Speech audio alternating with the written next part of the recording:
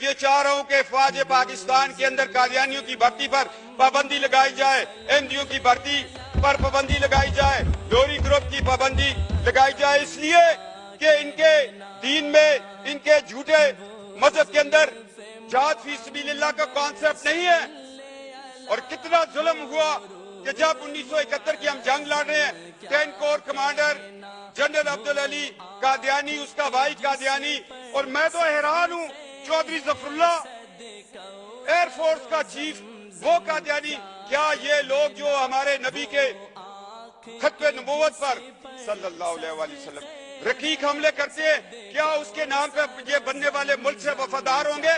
اتنی جرات سے کوئی بات نہیں کرے گا۔ جناب ڈپٹی سپیکر سر، آج وقت ہے، آج فیصلہ لے لو، ورنہ یہ زندگی بڑی مختصر ہے۔ ٹریلین ایئرز کا سفر قبر کے اندر ہے، عالم برزخ ہے، روز محشر ہے، شفاعت ہے، ایک طرف جنت ہے، ایک طرف دوزخ ہے۔ آج فیصلہ کر لو کہ نبی کے دشمنوں کو اس ملک کے اندر ہم اہم عہدوں پر نہیں دیکھنا چاہتے۔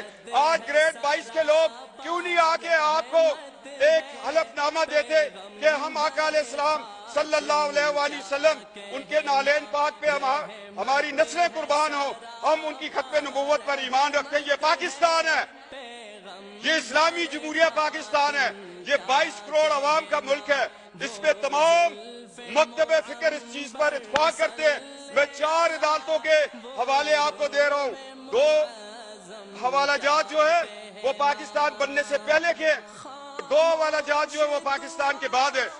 ایک سول جج ہے فاروقی صاحب، ایک بہاولپور کی عدالت میں سیشن جج کا فیصلہ ہے، ایک گرداسپور کی عدالت میں جج مسلمان نہیں ہے، وہ فیصلہ دے رہا ہے کہ یہ فرقہ مسلمانوں کا فرقہ نہیں ہے۔ اگر لڑکی مسلمان ہے، لڑکا قادیانی، لوری، احمدی، یہ نکاح نہیں ہو سکتا۔ یہ 4 فیصلے ہیں۔ یہ تو ہمارے 74 کے آئین، کیا وہ لوگ تھے؟ لوگ مجھے کہتے ہیں، میں سیاست سے ہٹ کے بات کرتا ہوں، ذوالفقار علی بھٹو کو میں اس لیے شہید کہتا ہوں کہ اس نے ختم نبوت کا تحفظ کیا تھا، اس کو تختہ دار پہ چڑھنا پڑا۔ اور جناب اسپیکر، آج لوگوں کو تختہ دار چومنا پڑے گا۔ طارق اللہ صاحب قائد اعظم یونیورسٹی والا، آپ قرارداد لے آئیں، اور افواج پاکستان میں قادیانیوں کی بھرتی پر پابندی پر میں قرارداد لے کے آؤں گا۔ میں اس پہ مناظرہ کرنے کے لیے تیار ہوں۔ جو شخص جہاد فی سبیل اللہ پر ایمان نہیں رکھتا، وہ ہماری پاک فوج کا حصہ نہیں ہو سکتا۔ یہ ایک مسلمہ حقیقت ہے۔ اگر آپ لوگ اس سے آنکھیں چرائیں گے کہ یہ دنیا میں بھی ذلت ہے، آخرت میں بھی ذلت ہے۔ اور جناب، میں حیران ہوں ہماری عدالتوں کے کردار پر۔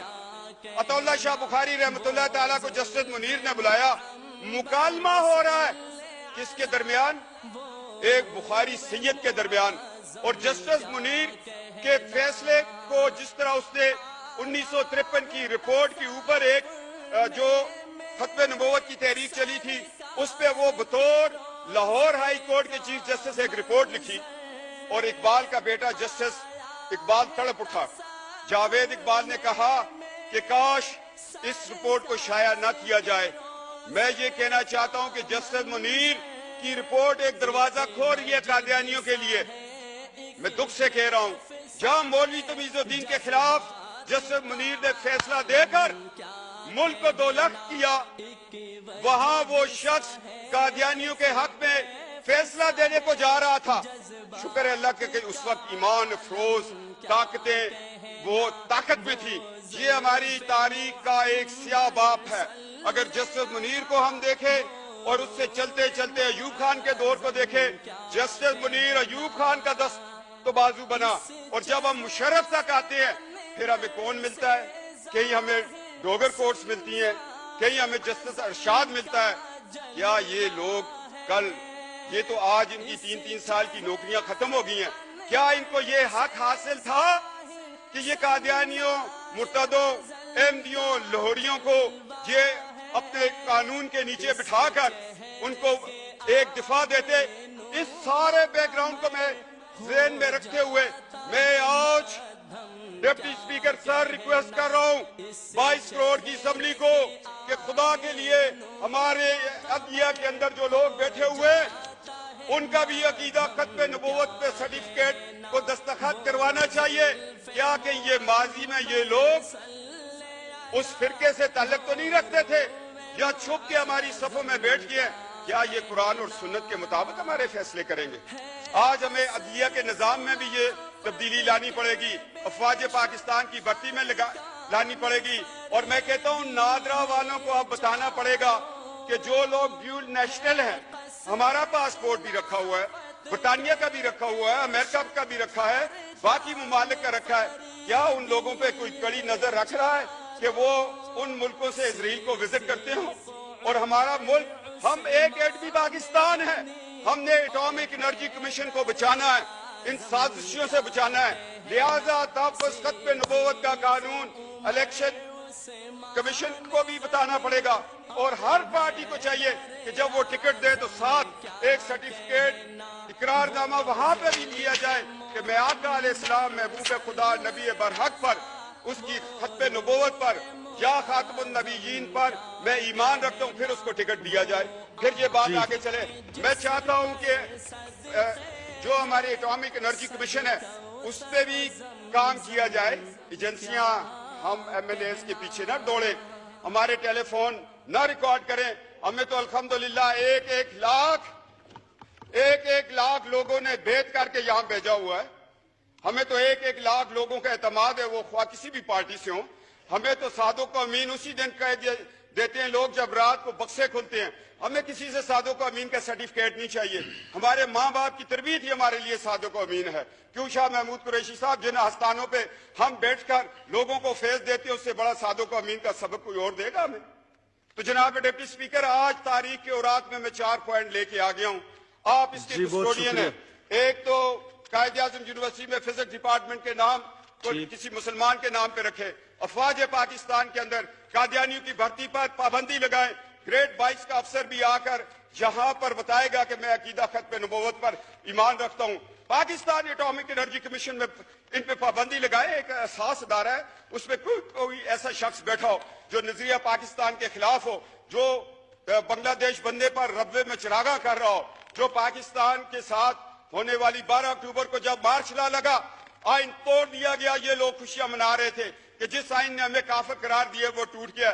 मैंने बयान दिया, वे जेल में था, मैंने कहा 12 अक्टूबर का इंकलाब फौजी इंकलाब नहीं है, ये कादियानी इंकलाब इसलिए कि मुशर्रफ का सारा ससुराल कादियानी था।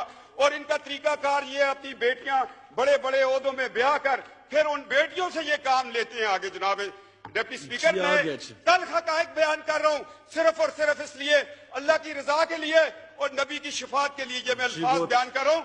मैं बतौर एक आस्थाने के एक खानवादा होने की नीयत से, उस हैसियत से मेरे ऊपर यह फर्ज है, मेरी रगों में जो खून है अली दौड़ रहा है, वो कहते हैं हक और सदाकत की बात करो, छोड़ दो इस एमएनएशिप को, छोड़ दो इस दुनिया की रिफत को, इस इज्जत को। तुम्हारे लिए अल्लाह ने और इज्जतें और रिफतें रखी हुई हैं। जनाब डिप्टी स्पीकर, ये किरदार आपको भी अदा करना पड़ेगा।